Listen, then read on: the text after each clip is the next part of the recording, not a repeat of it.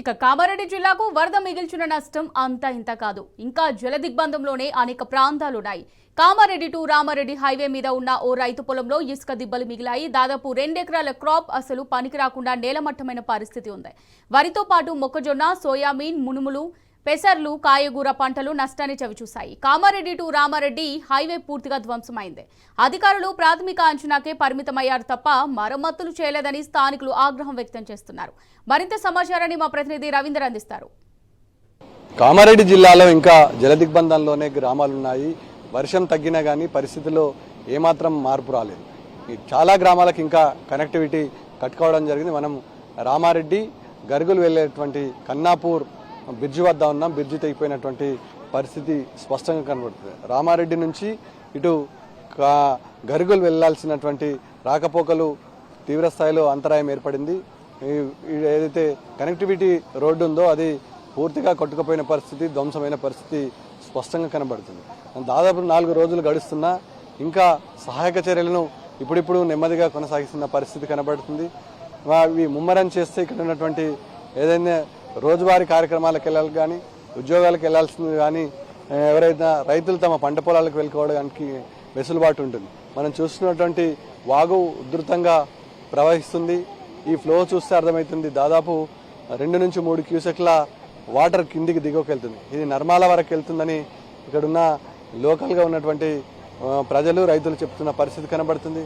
ముఖ్యంగా ఇటు పంట పొలాలు కేవలం రామారెడ్డి మండలంలో లక్షలాది ఎకరాలు డ్యామేజ్ అయినట్టుగా ఇక్కడ ఉన్నటువంటి అధికార యంత్రాంగం ప్రాథమికంగా అంచనా వేయడం జరిగింది. ముఖ్యంగా కన్నాపూర్ గరుగులు వెళ్లాల్సినటువంటి రహదారి పూర్తిగా ధ్వంసం కావడంతో ఇక్కడి నుంచి అక్కడికి, అక్కడి నుంచి ఇక్కడికి కనెక్టివిటీ పూర్తిగా తగ్గిపోయింది.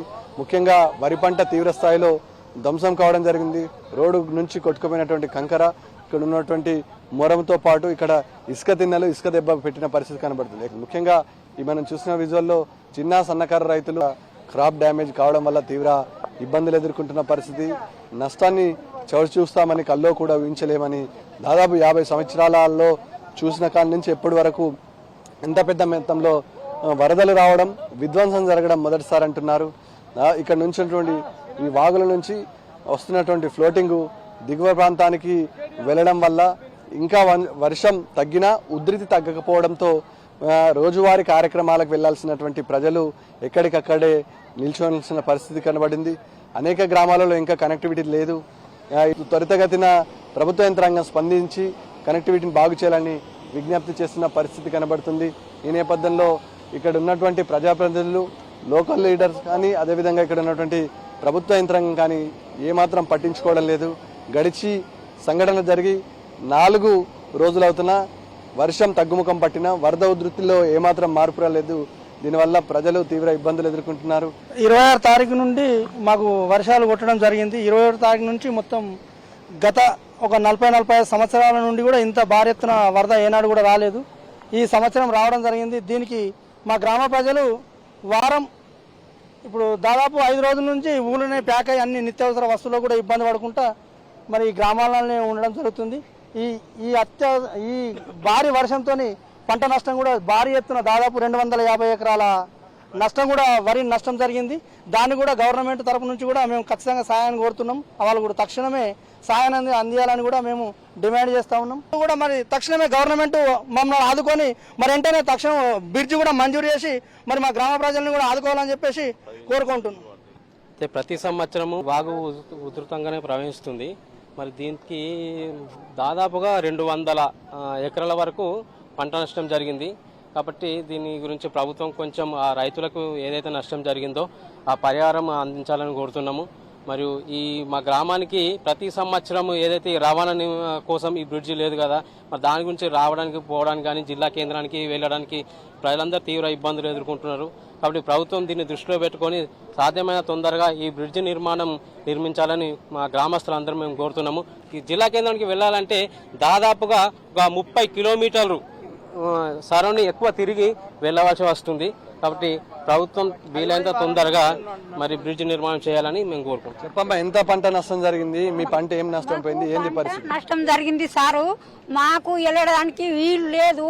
8 రోజుల కొద్దీ మేము ఒక్కసారి కూడా ఇంట్లోకి వెళ్ళి బయటకు దాటలేం సారు. మీకు అందరికి నమస్కారం. మాకు బాత్రూమ్ బిర్జి కావాలని మేము అందరికి పదే కోరుతున్నాం. నమస్కారం సారు, మేము అందరం మంచిగా ఉండాలని మేము కోరుతున్నాము. మాకు మాత్రం బిర్జి కావాలి సారు. ఎవరిని పలకరించినా అదే పరిస్థితి కనబడుతుంది. త్వరితగతిన ఇక్కడ ఉన్నటువంటి ఏదైతే కనెక్టివిటీ ఉందో కామారెడ్డి నుంచి రామారెడ్డి నుంచి అటు జిల్లా కేంద్రమైనటువంటి కామారెడ్డికి వెళ్ళడానికి ఒక బ్రిడ్జ్ మంజూరు చేయాలి. ముఖ్యంగా స్థానికంగా ఉన్నటువంటి ఎమ్మెల్యేకి అనేక సార్లు విన్నవించుకున్నాం. ఆయన గెలిచిన తర్వాత 6 నెలల్లో బ్రిడ్జి పూర్తి చేస్తా అని చెప్పాడు. ఇప్పటి వరకు బ్రిడ్జి పూర్తి కాలేదు. దాదాపు అంధాకారంలో గ్రామాలు ఉన్నాయి. తాగునీటి సౌకర్యం లేదు, సెల్ ఫోన్ సిగ్నల్ లేవు, అనేక రకాలుగా ఇబ్బంది పడుతున్నాం. ఈ ఫ్లోటింగ్ చూస్తే ఇంకా 2 రోజుల పాటు కొనసాగే ఆస్కారం ఉంటుంది. ఈ నేపథ్యంలో ప్రభుత్వ యంత్రాంగాన్ని అప్రమత్తం చేసి తక్షణమే ఉన్నతాధికారులు జోక్యం చేసుకొని ఇప్పుడు ఏదైతే గర్గుల్ టు కన్నాపూర్ టు కామారెడ్డి వెళ్లాల్సిన దారి ఏదైతుందో మరమ్మతులు చేయాలని ఇక్కడ ఉన్నటువంటి స్థానికులు డిమాండ్ చేస్తున్న పరిస్థితి స్పష్టంగా కనబడుతుంది. అశోక్తో కలిసి రవీందర్, టీ న్యూస్, కామారెడ్డి జిల్లా.